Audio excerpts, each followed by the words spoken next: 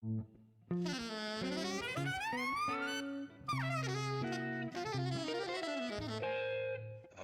Jazz.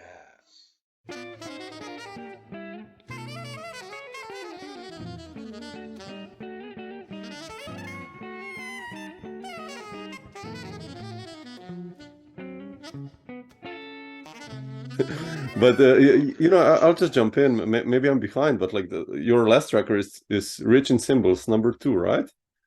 I mean, Yeah. Mm-hmm. okay. Or you have something Yeah, new I coming can't up? remember if the order of which one, but yeah, that sounds right. Yeah. I wanted to start this talk with this one. I mean, I've listened to it a lot, and it's like it's such a beautiful record. It sounds with this almost hypnotic first composition and ends with this fragile front of winter, which is, I mean, I don't know, it's something fragile about that last tune. Like, how did you approach this project? And I know you base basically the compositions on paintings, and there are several records out there that kind of happened like that. But why this idea, and how did you approach, especially composing that? Well, yeah, it goes back about 10 years ago, and I was having a period of I guess which could be described as writer's block. I was having a hard time starting anything and definitely completing anything because I couldn't start it, and I was really in my own head. And I was traveling one day, and I went to a museum on a day off, and I decided to bring my manuscript book with me. And I was looking at paintings, and I have a background when I was a kid in the visual arts, and it was one of the things that maybe I was considering. Not that I was considering it formally at that age because I was still young, but it was something that was really important to me, and I was doing all the time. I think most at that point it was sculpture, and so there was already this relationship with the visual arts. And when I went to the museum with my manuscript book, I noticed that I was hearing a lot of music, and so it became this kind of instant way of, I guess, getting out of my own way, and I felt like I almost had a job to do, and the job was actually documenting what I was hearing. So that was really helpful at a time. So I the first Rich in Symbols one was inspired by works from New York in the 1970s, and in the Lower East Side movement. So artists such as Robert Mapplethorpe, Jean-Michel Basquiat, this great photographer Robert Longo, Nan Goldin, who's alive and active, Fab Five Freddy. There's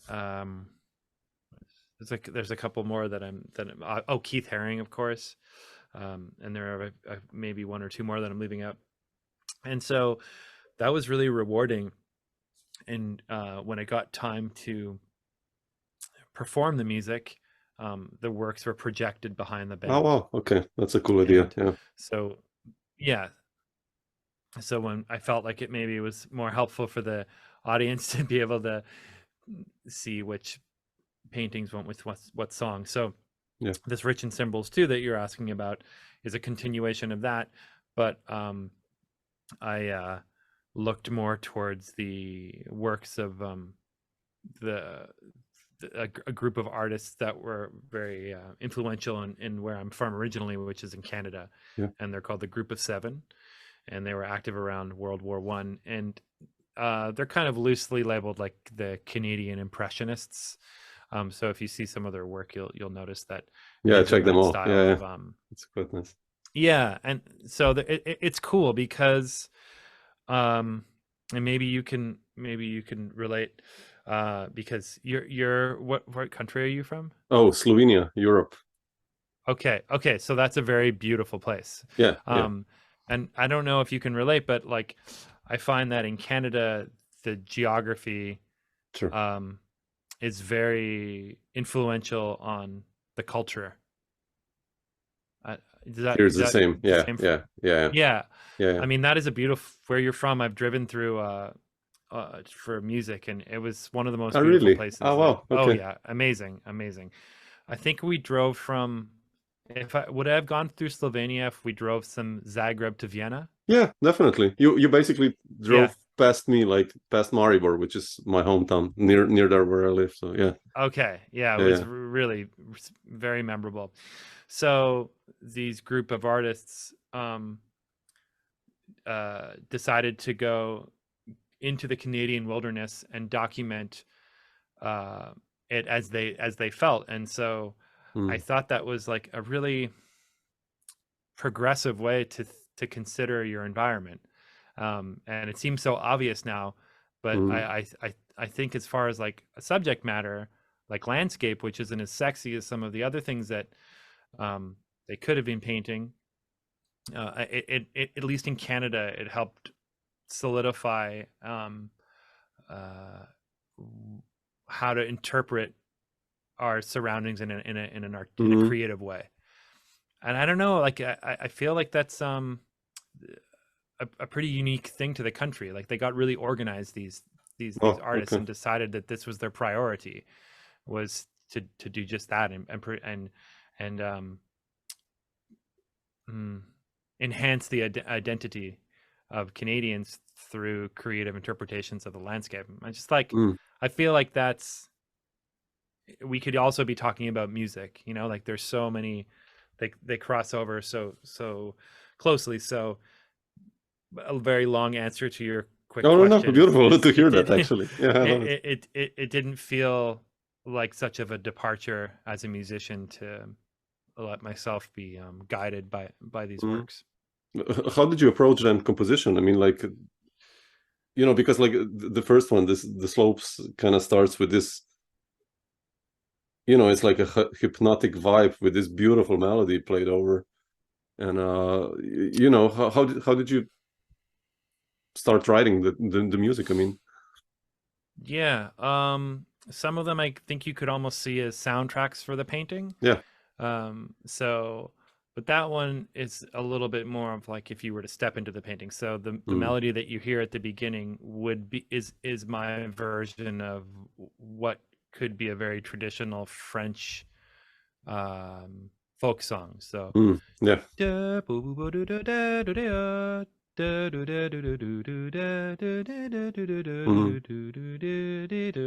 where I grew up in Quebec, if someone told me that was a French folk song, I would totally believe them, yeah. because it just, and you can hear it kind of sounds like that. So looking at the little houses on the mountain in the painting, I thought, okay, what would people be doing at this time of day in those Mm, houses? And one of yeah. the things would be probably there would be a violin gathered around. And then what you're hearing at the beginning is I did some field recordings of myself walking through snow and microphone that walking through the snow. So after a Oh, hard it's day's beautiful. work in that very brutal climate, just supposed to kind of sonically set the environment.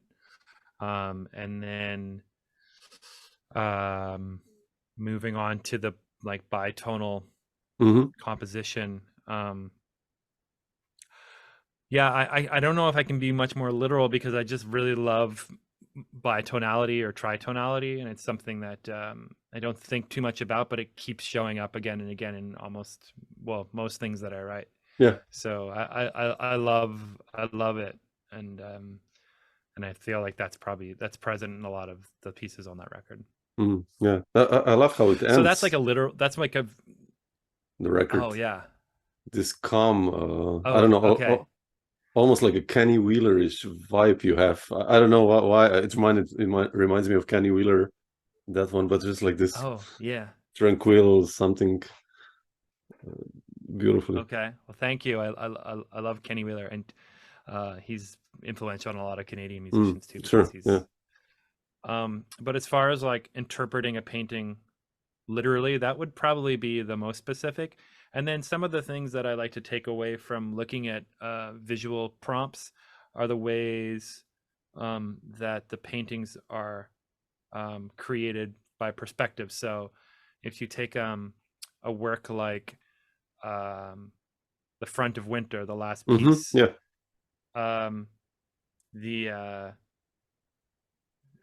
the painting is created with the artist's kind of looking up at the mountain, and you feel like this you feel like the artist feels small. Yeah. Because it's this amazing, powerful vista. Whereas if you go to one of the most famous paintings is called The Jack Pine by Tom Yeah. Thompson.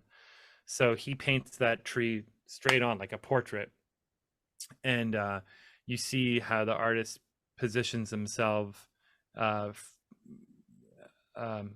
almost like where for that one work, like where are they positioning themselves in relationship to the subject, based on either like spiritually or their ego. And they're gonna, like, they choose, I'm gonna paint that tree, and I know how I'm gonna paint that tree, and rather than being in awe of this vista and saying, Yeah. okay, I'm just gonna respond rather than control. And so these things are obviously up for debate and they're not written in stone, but I found that's also very musical.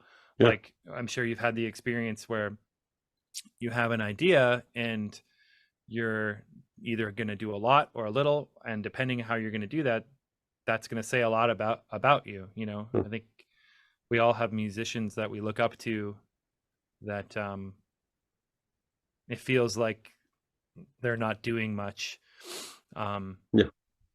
and they're honoring the music, they're not holding on too tightly. Kenny Wheeler is a great example, I think. Yeah. You mentioned musicians looking that you're, you know, we're kind of admiring. Like, who are your heroes now, or like when you were a teenager? I guess. I mean, like, you know. Yeah, I mean, when I was a teenager, there a lot of Michael Brecker. Like, Okay. it was a big, interesting. Yeah, he was like a very big hero of mine. And then I find the musicians that I look to mostly now as I get older are musicians that I feel, you know, to my ears, have a really great way of letting it happen, and getting doing like always putting the music first instead of trying to show you something. You know? Yeah, I know like, exactly what you mean. Yeah. So I have a little list here that I'm always adding to, but oh yeah, and I feel like none of them are, I say, like, they also have this quality that they're not necessarily very precious, like they're not very attached. So some of the players here I have are Lester Young, Paul Bley, John Gilmore, Jim Hall, Carla Bley, Steve Swallow, Jan Garbarek, Jimmy Jufrey, Bach, Tom Harrell. that's a nice yeah. It's like it's the list. Miles Davis, if I didn't say that already. Billy Hart, and the you know, those are mostly just improvisers, and I have composers too. And sure. Yeah. So yeah, I kind of keep this list on my phone of you know, prompts, if like things to remember.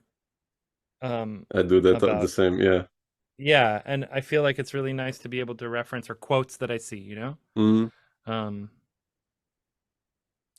You know, I took some lessons about 5 years ago with a saxophone player named Ellery Eskelin. Do you know? Oh, sure. I love Ellery. Oh, really? Oh, well, how was that? Yeah, it's amazing. I would deeply recommend anybody going to see him. It really helped me out for just in like these moments of not having as much fun as I wanted to be having by myself. I might be practicing and like not happy, you know, not as happy as I should have been playing music. So I worked on mixing a record that he was on, and I listened to him for hundreds of hours as I was working on the post-production of this record. And it was Jacob Sax's album, and had Tony Malaby and Ellery, and I listened to Ellery for countless hours finishing this album, and I thought, Yeah, he has some of these qualities that a lot of those people on my list possess, and if I can go spend some time with him, why wouldn't I? And it was really helpful. I think I took about 5 lessons and a lot of notes, and he has a really special way of listening to you, playing and speaking, and then responding with a lot of questions. I can't even remember him ever saying something like, well, you should do this, or it's actually this way. It's more like, well, why do you think you are feeling that way, or why do you think you do that when you're playing? And things that really helped me find my own answers, so I could feel inspired to keep moving in a way that feels more personal now than ever before. So it was like really, really helped me out.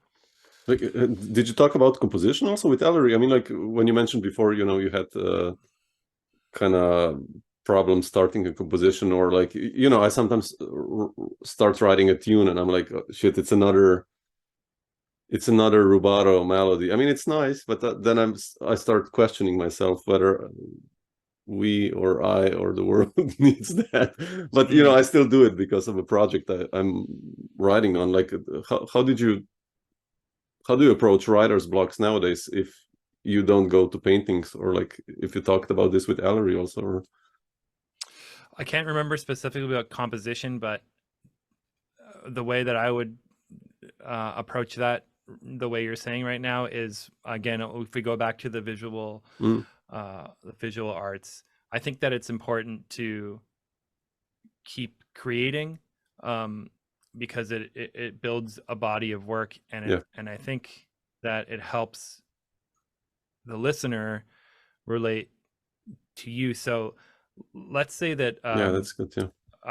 Let's say I went to go see your band play and you played 6 pieces and 3 of them were rubato. To me, I wouldn't be bored. I would say, okay, that's cool. Like, there's a space that Samo's hanging out in that is really special to him.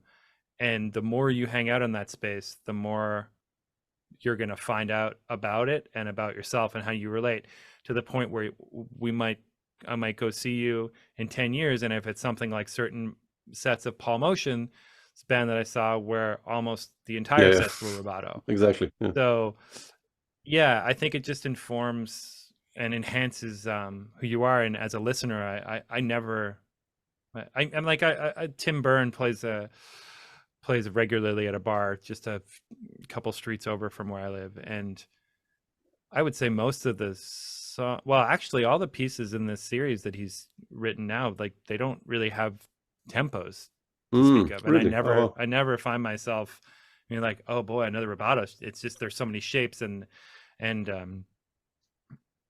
so maybe see it as like a that's a part good of one. like a series. No, it's like, when I listen to Bill Frisell, it kind of makes sense. Or you mentioned Paul Motion, that's basically their language, right? It's, a Paul Motion tune, it's just like, okay. But when you write, I mean, when I write, sometimes I doubt myself. Maybe, it's natural. Maybe Paul did it as well, doubted himself sometimes, or didn't. I don't know. It's hard to say. Yeah, but, I mean, I think about this. I've thought about this stuff a lot. So, and seriously, interrupt me whenever I've talked too long. Please. But I think to that point, if you can think about writing as choices, and the way that, and I can relate it to playing too, but if you can think about writing as a series of choices that you're making and feeling empowered by it, because the choices that you were making when you were writing are just as important as the choices that Stravinsky makes when he writes. And to feel that, not that it's comparative, it's just yours are just as valid. So making your decision, sticking by it, knowing that you can always erase something, knowing that you don't have to play it. I'm sure there are a lot of works that many visual artists created that always got painted over because it's important. You had to get it out. And then talking about the Bill Frisell playing, the more I do this and the longer I'm in this environment of musicians, the more I'm realizing that it's so much about listening. Mm-hmm. It's about responding rather than, which is a kind of like contradicting myself there. So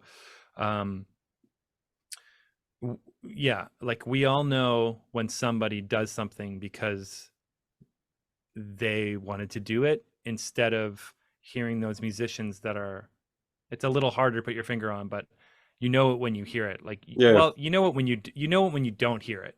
When you hear someone that's playing a ton of notes and you get boring because you get bored, right? But when you hear someone that you don't get bored of it, I think it's because they're listening. Yeah, makes sense. I wrote a Carla Bley quote down actually that really inspired me. And she says it really succinctly, better than I just did rambling on. But she says, okay, listening is more important than anything else because that's what music is. Somebody is playing something and you're receiving it. It's sending and receiving. Yeah. And I can say from personal experience, having played, a bunch of gigs with Carla, that even though technically she lacks, or rather not lacks, but technically she's doesn't possess the same amount of technique, the magic that happened on the bandstand because of her listening there were some really exceptional moments. Yeah. It's like, it's all these guys, Frisell and all, again, if we mean with technique, like, what El Di Meola does, or some fast players, but like, for me, these guys have the best technique also. Frisell plays like a G chord on the guitar, and it sounds like one of the most incredible things. It's just like a basic G chord. It's like, man, how did you do that?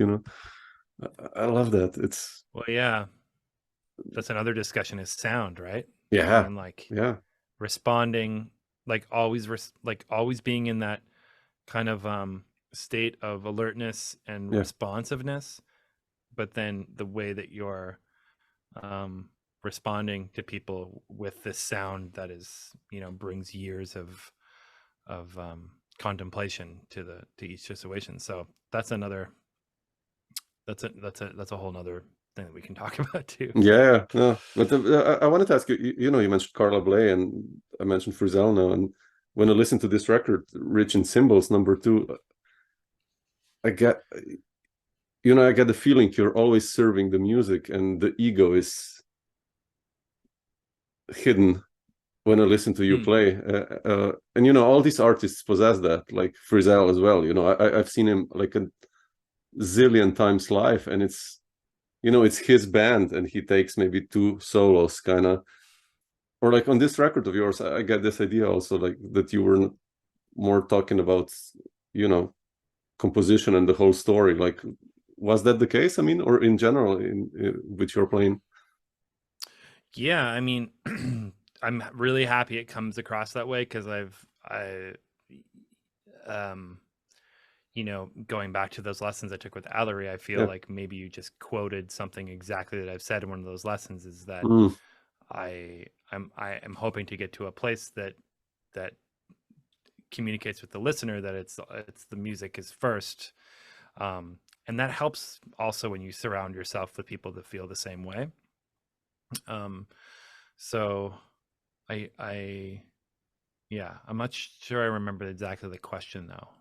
Yeah, no. It's just, I would just get you there. Like, you connected yourself with these amazing players. Like, and I know you and Zack Lober and Jacob Sachs go a really long way, I think, back. But can you tell me a little bit about the band? I mean, how did you get these guys together? And what's your story with Jacob? I mean, when did you start playing with him, actually?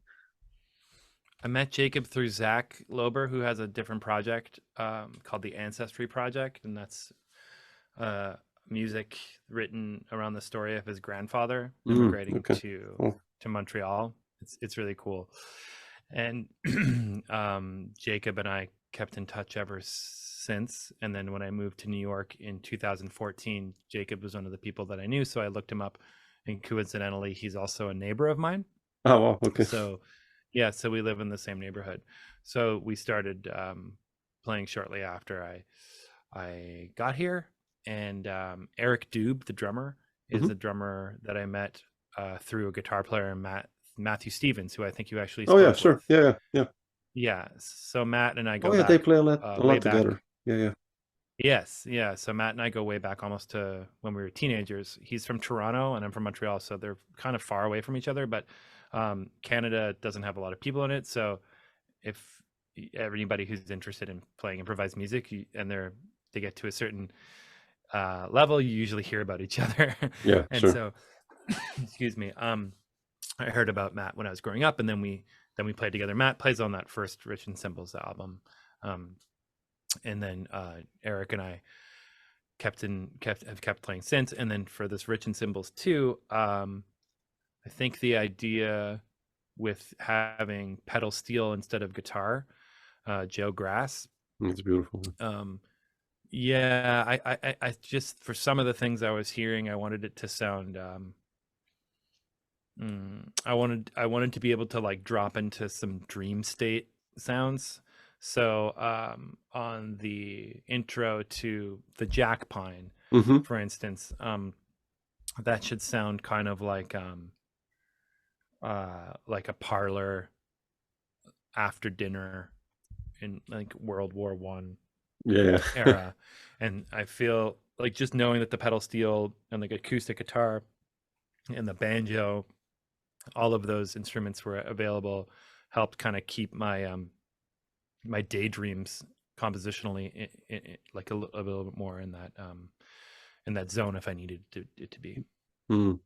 Yeah, beautiful. Yeah, I love the pedal steel. I mean, it's such a cool instrument. So all those instruments you mentioned, and the dobro, Jerry Douglas. When I hear him play, I'm like, oh man, Hmm. need to learn that. But Chet, I wanted to ask you, like you mentioned moving to New York, and what was the main trigger? I mean, obviously, okay, it's like the capital of jazz, but like on how did you decide to move to New York and those first moments when you came? Like, who were the first connections? You mentioned already Jacob, but how was this with you? I mean, Yeah, well, I'd lived here for a year in 2006, thanks to a grant from Canada. okay. So I studied for a year. Um, I hung out for the year and I took some lessons at that time, maybe 3 lessons with Mark Turner. Oh wow, really? Uh, Okay. yeah, who was a great teacher. He was so generous with his time, and um, yeah, he was really really helpful. Hmm. So that was a really great year of playing a million sessions and people letting me sit in on their gigs. And someone who's always been really supportive of me is Donnie McCaslin. Really? Oh He's wow. always I've played with yeah. Donnie. Yeah, he's such a nice Oh guy, man. yeah, Yeah, yeah. We did a amazing. record and a tour together years ago. Like, I Oh, love him. I cool. mean, yeah, Yeah, he's an amazing musician such and a nice like guy.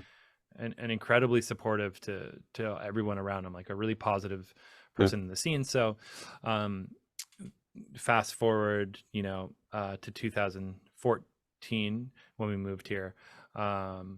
I'd done my master's degree and had 2 daughters in Montreal, and then my wife was finishing her studies and she was going to start working in Montreal, but then a job opportunity came up for her in New York City, so we said let's Okay. give it a try. So we came here, and I'm really happy we did. I mean, some of the political things in the United States are a little scary, and you know our deal is if it stops being fun, um, we're very happy to be able to go back to Canada. So Yeah, yeah. yeah. No, no. But in 2014, like, did you immediately also start leading your own groups when you came to New York? Yeah, I had been leading some bands previously. So when I got here, I started playing with Jacob right away, and then a drummer named Vinny Sperazza. Do you know Oh, him? really? Yeah, sure. I love his Yeah. records. I have a couple of those that he did on Fresh Sound, actually. Oh, cool. He was Yeah. just here, actually. We played Oh, a really? session with Oh, wow. Ivan Okay. Obsvik and Oh, Kim yeah, Ivan. Charest. Sure. Yeah, they just Yeah. left. So Vinny and Jacob and I were playing together, and then I guess Zack had either just left or yeah, we played some trio gigs actually without bass, and then we started this band called Landline all together. And that's kind of cool in that we write the music like a game of telephone. Okay. So we each write music and then we pass it along to each other through email, and then all four of us can write it, and we only see it at the end. And Oh, wow. and That's quite cool, yeah, actually. Wow. and then when we play live, if the circumstances allow, we have four painters, and we play four sets, and after each set the painter moves to the next canvas. So at Wow. the end of the show, every painter has worked on each other's canvas. We just did it at the Wow. Montreal Museum. Oh, wow. It's so cool. It's like such a fun, and oh yeah, and we set up all in a circle with the audience in the middle, so the painters Oh, and wow. the band are all spread around. That's amazing. Yeah, Wow. it's really fun. It's like I wish I could do it all the time. It's a really amazing way to play music because we're so That's cool. far apart from each other. Yeah. The sound that you're trying to support almost kind of exists up above you in like this orb, and you can focus on different musicians. But when we played last time, Jacob was about 60 feet away from me on the other side of the hall, and I could still hear him, but I could hear how he was responding. And then Vinny was 30 feet away and Zack 30 feet away, and wow. yeah, and then two painters on each side. I can send you pictures. Oh, please, man. I'd love to see that. That's a cool idea. But how do you have like in-ear monitoring, or you just played acoustic? Completely acoustically. Oh, yeah, shit. we did it once in Brooklyn. Yeah, we did it once in Brooklyn, and then once here. I'll put a picture in the chat. That's a cool idea, actually. That's cool. Wow. Yeah, so we've been having fun with that, and then I think I started I don't know if I had started any other projects besides the trio that I had with Thomas Morgan. Yeah. And originally Ethan Iverson, and now it's Jacob.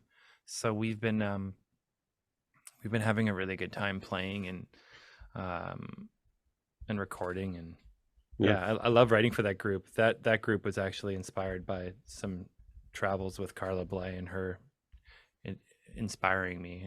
And how did you meet Carla, by the way? What's your story with Carla? Yeah, I met Carla through Dave Douglas. So Dave Douglas and I had a project together called Riverside. Yeah, I love that. Yeah, I wanted to ask you first. Okay, then I'll go back. Like, how did you meet Dave and Steve also? So, I mean, I love that record. That's such a beautiful record, by the way. Oh, thanks. I'm glad you like it.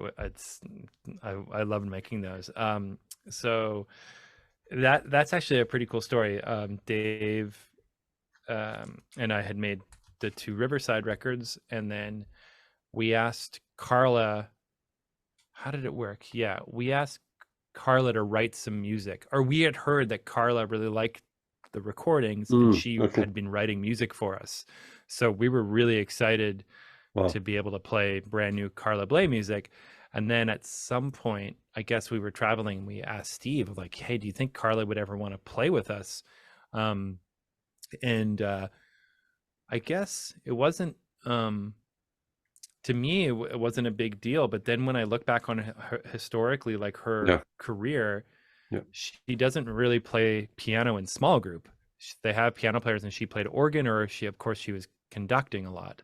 So, so we actually went to their home near Woodstock and had a meeting, and a meeting. We hung out and had coffee. They're really cool. Yeah. So I'll try to find that picture for you, and oh, I think I know where it is, and then I'll send it to you. So, so she said, okay, let me think about it. And then she agreed. So now we were a quintet, and we got to do a couple of tours as a quintet with Carla on piano. And that was really really special. And the way that I met Dave, I went to the Banff program when it was happening. Okay. Do you know that? You know Yeah, that sure. I program? mean, you know, I've spoken to so many guys who went to Banff in the 80s, and that was like Oh, yeah. groundbreaking for everyone, you know, because Kenny Wheeler was there and Dave Holland and all these guys were basically teaching. And so half of the guys who were around 50 went there in mid 80s kind of. So Yeah, it was really helpful for me because I went there when I'm wasting oh, here it is. Okay, geez, it took long enough. I'm gonna send you a picture here. So can I copy this? And I'm gonna put this in the chat. We can talk about this later if you want, but just so you have it. sure. So I went to Banff, and Kenny Wheeler was, I'm sorry, not Kenny Wheeler, Kenny Werner was really? directing Oh, wow. it. And Beautiful. yeah, that was really fun. And then and Dave was there as a guest. And then the next year, or the year after that, rather, I went back and Dave was doing what Kenny Werner was doing. And I had mentioned that I was really into the music of Jimmy Giuffre, and so was Dave. And Dave had been writing music kind of in response to the, you know, to Jimmy Giuffre's creative output. And so we did some playing at Banff together. And then I think that was the year where I also played a concert with his quintet, because they were there at Banff. That was really cool. That was like, you know, my first opportunity getting to play with a band at that level, you know, really inspired me for the years to come.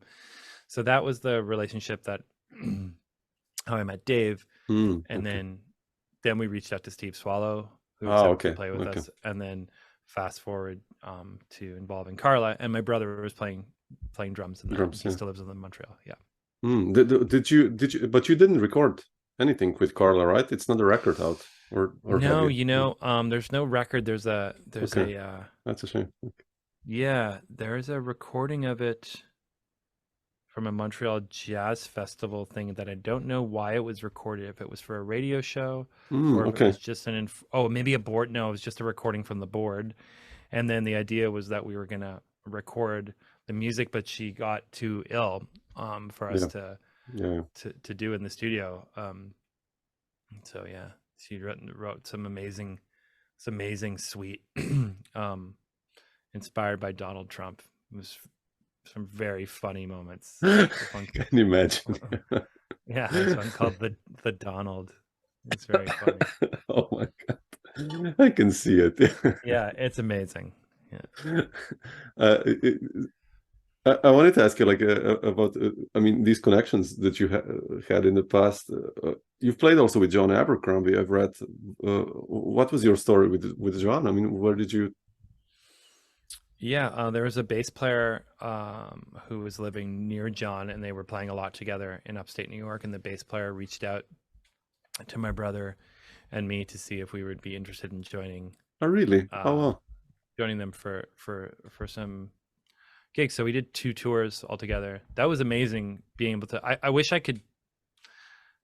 I was probably a little nervous. I wish I could go back and do it again now, because now when I've heard back some of the bootlegs, I can hear how John is getting back to some of the musicians that we were talking about at the beginning. John is really someone who was heavily dedicated to trying to do the right thing at the right time, but not really trying, if you know what I mean. Yeah, sure. It was a master.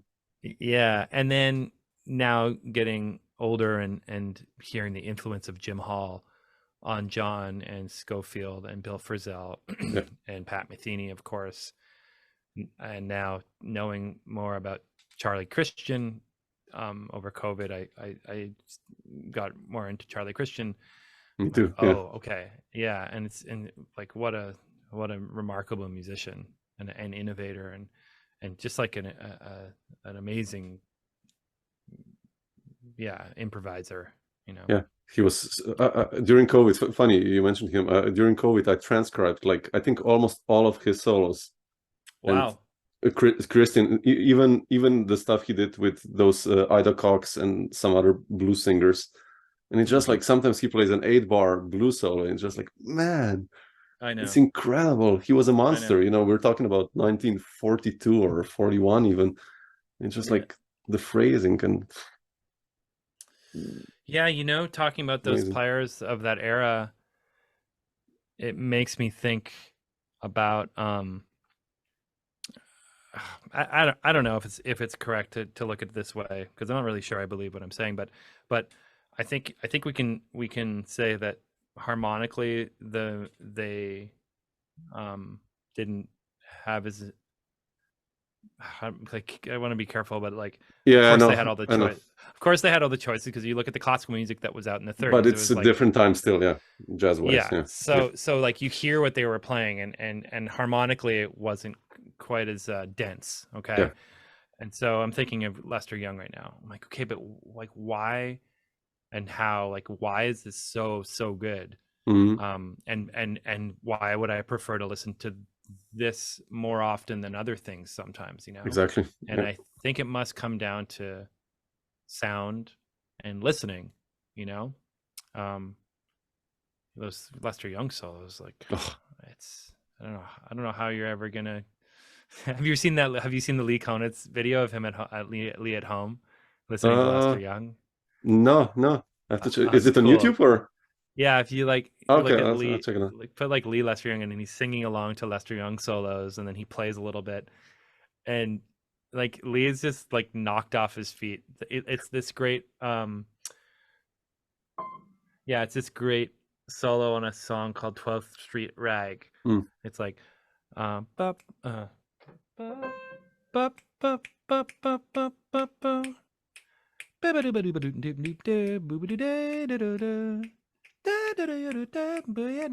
it's just like, it seems like tempo doesn't matter, key doesn't matter, like it's just, I guess it's, you know, just genius. yeah You know, it really is. Yeah, it's such a gifted musician. It's such a great spirit. I agree. It's funny because sometimes you listen to those guys from the 40s, and me too, I prefer to listen to them than like some players who did records now or like in the 80s or 90s that are technically, like, on any instrument way further speed-wise or harmonically or whatever, but still those old guys, you know, they had the character and the sound, like you said, and there's something about it. I don't know, I always return to that, and I'm like, shit, Jim Hall solo, like on, I don't know, You'd Be So Nice to Come Home To. It's like, how did you play that, man? You know, those intervals, and like, and they hear those guys. Like, I feel like the people that we were just talking about don't play anything they don't hear. Yeah, I guess that's it. Yeah, that's part of it, I think. And then I was just thinking, as you were saying that, about people that I do like to listen to now, and I went to go hear Chris Speed play the other night, and I really felt like, I wrote him a note afterwards, and I really felt like everything he played, he couldn't help but be connected to. Like, I've always felt that way, but when I saw him the other night, it's like he's really, he really means it. You know, there's nothing wasted. Yeah. Wayne Shorter too, but I'm thinking of people that like we can actually go see play, and I feel that way about Bill McHenry. Yeah, the same. Yeah, I feel that way about Chris Potter too, and I feel that way about Seamus Blake and Chris Cheek also. You know, Chris he's Cheek, one of those. yeah, and Tim Byrne, and sure. Ellery, and so there's a lot of, like, Joe Lovano, of course. There's a lot of players that personally, and it's subjective. Other people would say, you know, but yeah, there's still like plenty of inspiration to guys that have the connection to what we're talking about, I think. Definitely. Yeah, definitely. Chet, I also wanted to ask you about your connection with Mike Formanek and that drum trio. I love that record, you know, that you guys did. And, you know, Formanek is, again, one of those guys that I really love his playing, you know, way back already with Byrne that you mentioned, like, and Jim Black, I think. This, like, And Chris Pete, I think, is in that band. But you know, how did you connect with Michael? What was your story there? It was through Vinny Sparazza, and Okay. when Michael had been teaching at Peabody Conservatory for over 10 years, and then when he was finished that, he was considering relocating back to New York City. And during that time, I think Vinny had a spare room in this apartment where he was living, and Mike was coming in for weekends just to do gigs and check it out. So they became very close over that period, and that was around the time where I started playing more with Vinny. Then Mike finally fully moved back here into New Jersey, and over COVID, we would go out to Mike's backyard and play. Yeah, so I saw that. Yeah, that's where we formed that trio, and it was like, you know, to have that during the pandemic was a dream. To have that outside of a pandemic is a dream come true. Like, I've said it before, but I really mean it. Like, I honestly feel like the luckiest tenor player in the world when I'm playing trio with those guys. Like, it's, and I think most, saxophone players, if they played with those two guys, it's really like, I don't know, man. It's so special. The listening is crazy. Yeah. So responsive, so supportive, and their sounds are beautiful. If you ever get to hear Vinny play live, of course we know Mike's playing, but their sounds are really like captivating. So that kind of started with these casual things of just being able to connect with one another through the pandemic, and then Mike being, the energetic composer that he is, wrote this really inspired music. And I think it's thanks to a commission that he got from something called the Jazz Composers Collective. So all of a sudden now we had a reason to be getting together besides just having fun. And Mike wrote this great music. And I've learned a lot from being around these composers. Like we were talking about Carla and Dave and Mike Formanek and Timber. Steve, actually, I mean, as well. Steve, Steve too. Like, just, it's hard I can't really put it into words yet, but there's something about being around, watching the way that they take an idea from a germ of an idea to getting it in front of people and making it work. And then all of the things that are said or aren't said. Like, here's an example of something we did like a pretty extensive fall tour a little while back, and Mike has this really fun song to play called Rithcha, which is just a shortened rhythm change, like Rithcha just put together. And it was maybe one of the last gigs, and we were doing a sound check, and I looked at the sheet music. I'm like, shit, man, I've been playing this rhythm wrong the whole time.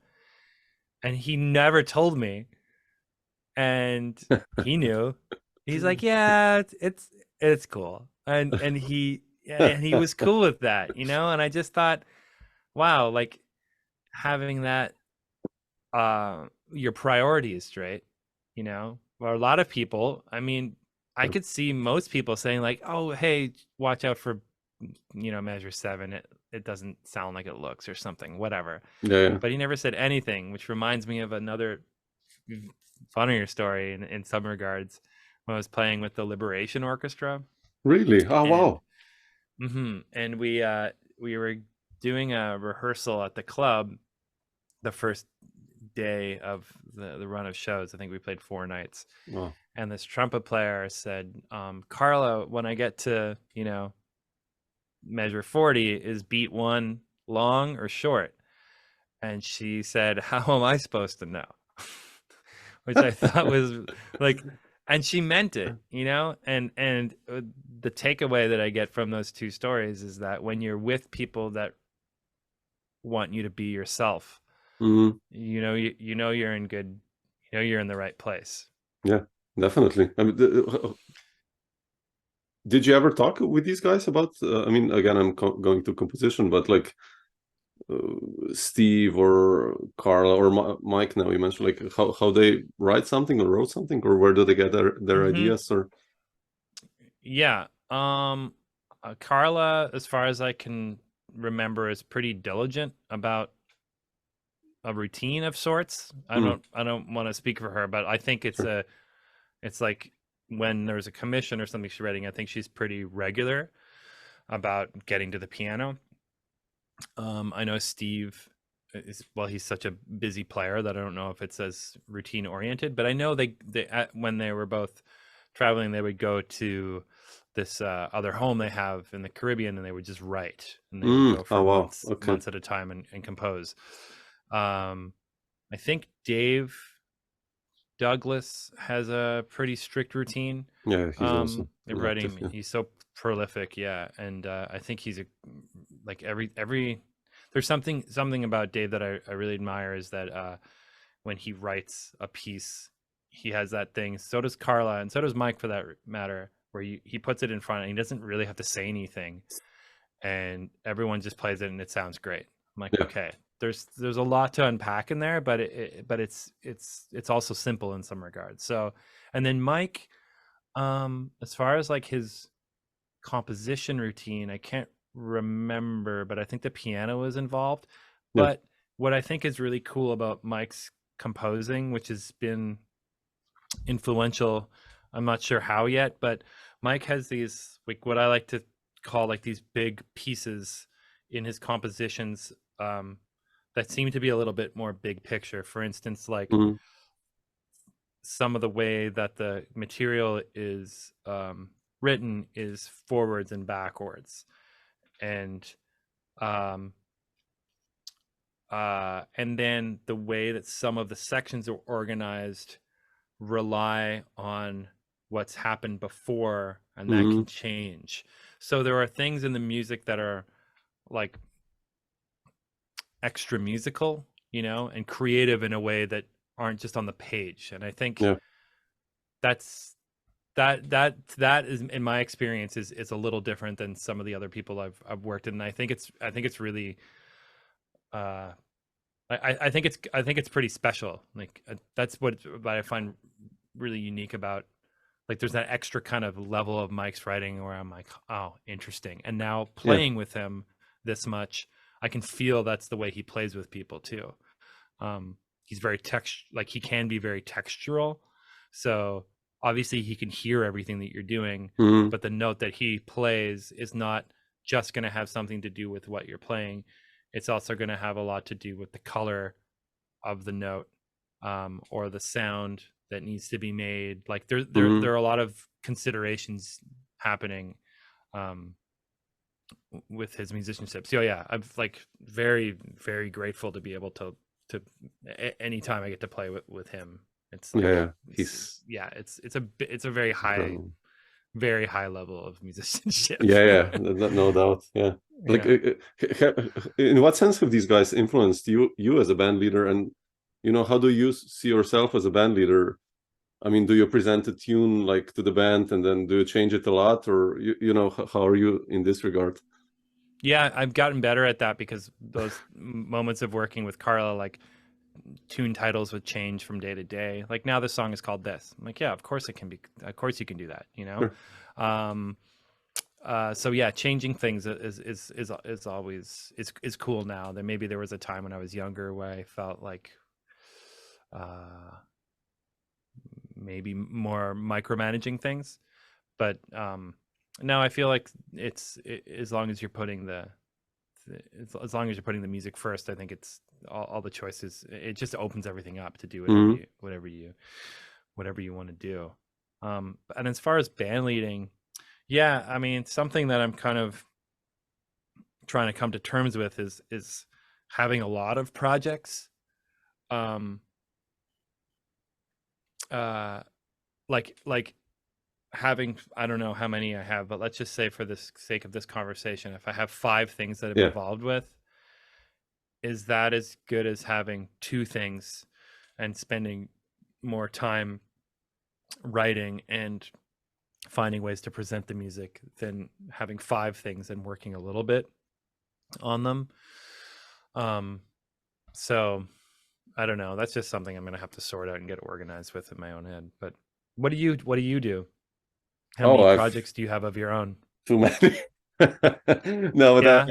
I usually, do a tour in Europe, and like last year we did it with Ariel Thunderson and Bob Moses, and Oh, really? yeah, that was amazing. We had like 17 gigs in a row, and Good for you.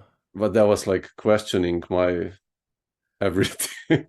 After gig 10, like I was like, shit, I played the same shit all the time, and like, but of course you're not. It's your language. I was, but it's nice to experience some of that actually with those players, because they were just like every night there and so creative, and I was like, damn. But no, I try to do projects, a tour, and next year we have another one with Ariel, but with Patrice Herral, a French drummer. So I like changing one part of a band, or because it influences the entire, everything basically. So especially drums. But yeah, So I mean, I your do a main lot. thing I would do be a lot.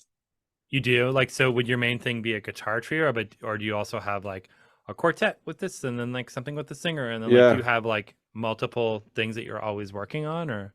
I mean, I love the trio, but I work with a saxophone player a lot. We usually have like a bassless trio with different drummers, Uh-huh. and yeah, but I love playing with different people. I just love that, just to get projects together and tours.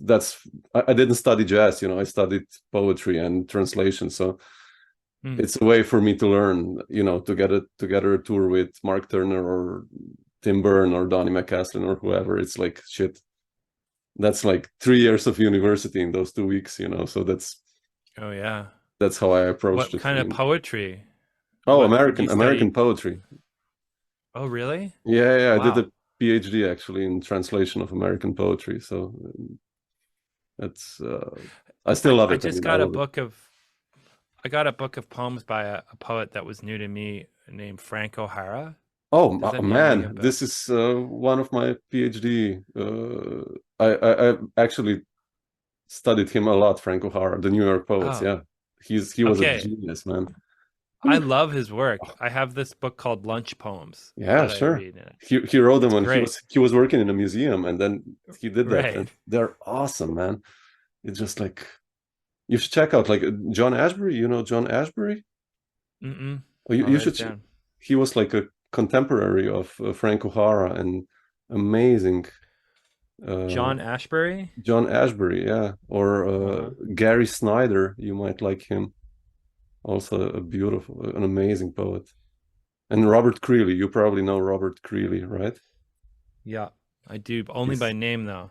You should check him out. Steve Swall. I did this interview with Steve, right? And we were Oh, you supposed kind of, did? yeah. I'll send you a link. And we were supposed to talk about music. We did a little, but then we both found out that we love Robert Creeley, and then it was like 40 minutes about Robert Creeley's poetry. I was like, okay, Oh, cool. yeah.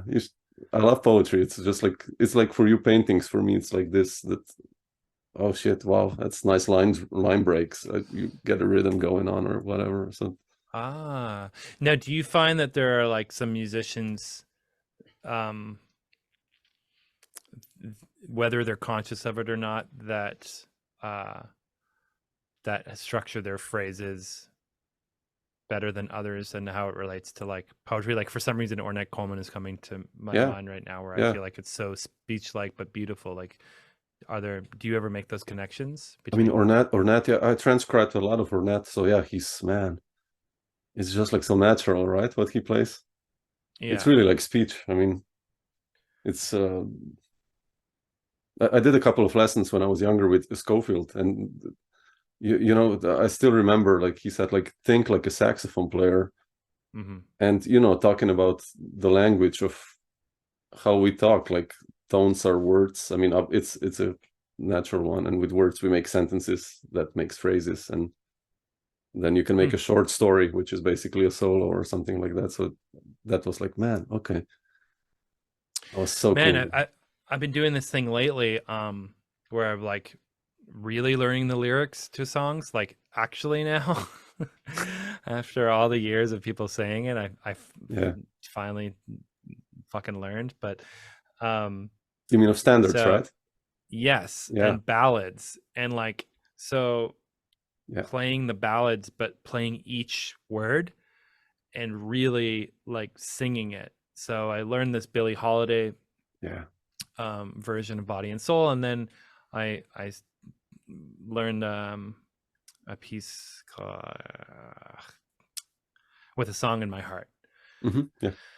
And really like had like a way of pronouncing each note on the saxophone. And the more I did this, I'm like, holy shit, I sound like Ben Webster. And then I went back to listen to Ben Webster, obviously not really. I'm like, I think that's what he's doing. And I think he knows the lyrics so well that he's singing it into his mouthpiece, like he's like doing a lot of vocalizing, to the point where I'm pretty sure that sometimes he even pronounces the letter L. Like he'll go, I spend my days I spend my days in longing. And like he'll go like longing, like longing, and he'll hold his tongue on the reed. I'm like, holy shit, he's saying the word long when he's playing. I could be like projecting, but I think you can take it that far with ballad playing. And why not? You know, like why not do that? And then I think there's a way of like relating with the script of a song the way that an actor would. And that's the way I'm seeing it now. Like being able to watch, like I just rewatched Chinatown the other week and just watch like the virtuosic performance. Oh, and then I also watched 5 Easy Pieces. I'd never seen that movie before, and it's one of Jack Nicholson's first I have to check it out. I haven't seen it. Okay. It's a beautiful, slow, like it's like a movie just like this, only like you could make in the 70s. Like not much happens, and Jack Nicholson like is like virtuosic, like unbelievable acting. So special. And to watch him act, which is hard to see because he's so good, but like watch the way that he relates with the script. Like, why can't you do that with lyrics as an instrumentalist? I think you can, you know? And so that's one of the things that I've been working on lately. And it's so fun, man. It's like someone hand you a script and you get to go on stage and be an actor when you play the melody now. It's really fun. Yeah. No, that's a good one to learn the ballads, especially because nowadays, you know, even that's a good one. I mean, even to my students, I give just like a, you know, Moon River lead sheet, and you know, we just play it. But if they knew the lyrics, that's completely different. It changes, like for any tune for that matter, actually. Like I have that's so cool. I'm gonna play in Montreal this week. Let me see. And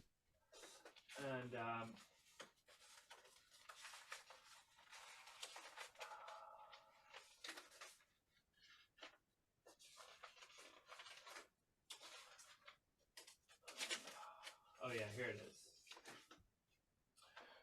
I'm gonna play this piece that my brother wanted to play called "A Time for Love" by Johnny Mandel. And had I not seen the lyrics, I wouldn't have played it. Like there's it would have completely changed the shape of the way that I would play this. Like the climaxes of the melody are not where I thought they would be once I saw the lyrics. I'm like, oh, so change the meaning of the song and the way that you can connect with it. And like, and I think the more convincing or the more choices you make when you're playing something, the better it's going to be for the band too. Yeah, that's quite cool, actually. I'll have to do that.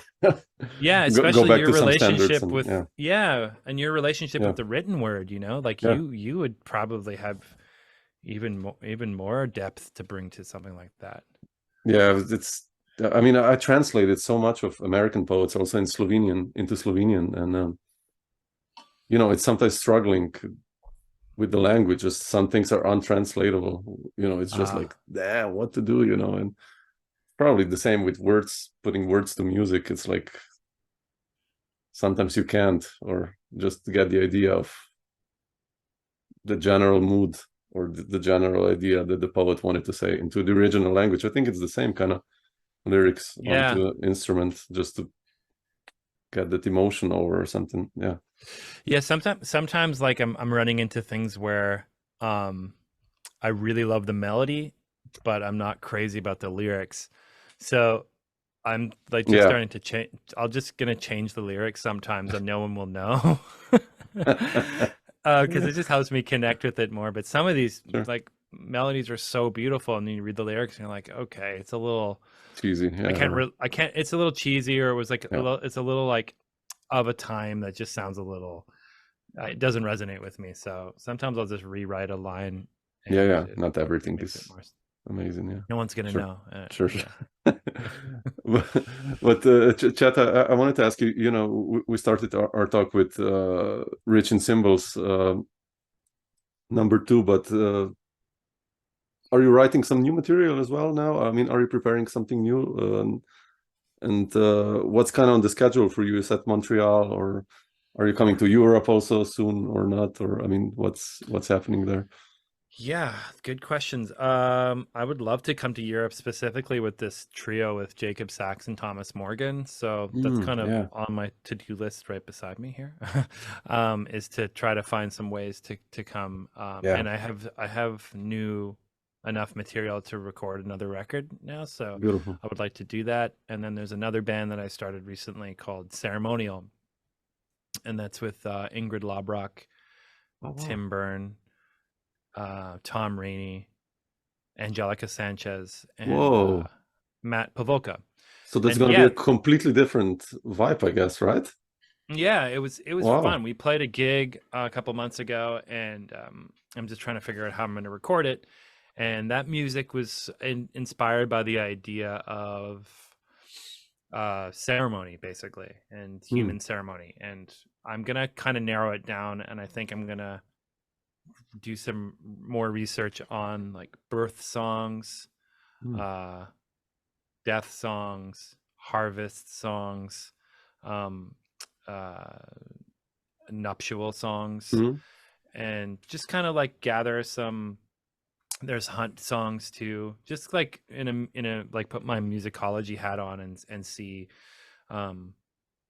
Obviously there's so much sacred music too, so there's that whole thing, and just like making these columns, I think, of ceremonial music and bringing that to the band. That's a fun band to write for, because the challenge is to write as little as possible, because everybody has such a strong voice at improvising, but you got to write something, and it has to be like I think there's that balance between I see it as almost having, like, you know, if you have Daniel Day-Lewis in your movie, you still need to direct him and give him good lines to say. So I feel like, you know, all those musicians that I just mentioned are you know, the creme de la creme for improvisers. Couldn't get better. Yeah. So putting enough on there to frame the scene and give it direction, but don't bum anybody out by writing anything that nobody wants to play, whether if it's too hard. Like, if it's hard, it better be worth it. And write something with some direction. So some of the things like on a tune, like I'll show you this one. So this started off as a song with chords, and then I took the chords away, and then one of the versions has bass pedal over with a bracket, but it doesn't have a note. What pedal? So it's the spirit of the pedal. And then I would put at the top, Tim and Angie begin. So this would start as a duo, and then maybe there could be some more direction at the end, like Tom and I finished together, but I didn't even do that. I just like, so these kind of bigger pieces inspired kind of by Michael Formanek, actually, getting back to that, where he would do something like, when we get to letter B, you guys start. Like, okay, that creates a shape, but still lets people be themselves, instead of like, don't fuck up beat 2 and measure 9. Like, you know, it's not about that. So I think it went well. Everyone wants to keep doing it, so I think that means that I didn't piss anybody off too badly. and I'm just trying to find, the funds to record the band Oh, sure. the way that I want to do it. And beautiful, man. That's an exciting one. Ooh, okay. yeah, I'm gonna try to find another opportunity for us to play too. Fantastic. Yeah. Great. Cool. Chet, I'll slowly let you go so that I'll go to bed as well. So. Yeah, it's great. What time is it there? Oh, it's 11:10. So Okay. yeah. So, well, hey, it was nice to meet you. I hope that we get to you hang too. out together in person. And any plans to come here? No, I mean, I used to come before COVID, like once a year or even twice a year, and record or play with. I've played with so many guys from New York, and with everyone almost you mentioned. So, but after COVID, I just, I don't know, something changed, and but no, not now. So, unfortunately, and we have a small kid now, like an 8-month-old daughter. So it's kind of. Oh, congratulations! Thank you. That's the fun of these days nowadays. So yeah, are you getting any sleep? Yeah, actually, man, she sleeps like from 8 to 7. I will never complain in my life anymore about anything because mine did not do that. Yeah, it's what I've heard. Like shit, I should just be quiet. Yeah, you got the new and improved model. Yeah, that's the good version. Yeah, the 13 something, but otherwise, if you're going to be in Europe, just let me know also, and drop me a line. We're very close to Vienna or Graz. We're between Graz and Zagreb, kind of. So if you're there, let me know. There's a great drummer who lives in Czechia now named Jesse Simpson. Oh, okay, I know him, and he's amazing and a very good piano player too. Okay. And bassist. He's one of those guys. So he makes cymbals as well. But we're trying to come over because we have a new band with Carmen Rothwell as a bass player, Jacob sax, and Jesse. And we play. So far, we recorded 10 early compositions of Carla Bley, and the band's called Ictus. So we're trying to come and play. Sure. Okay. Yeah. So we're gonna try and come to play in Berlin, and Jesse's trying to find some things near Czechia and maybe in Zagreb too. Oh yeah.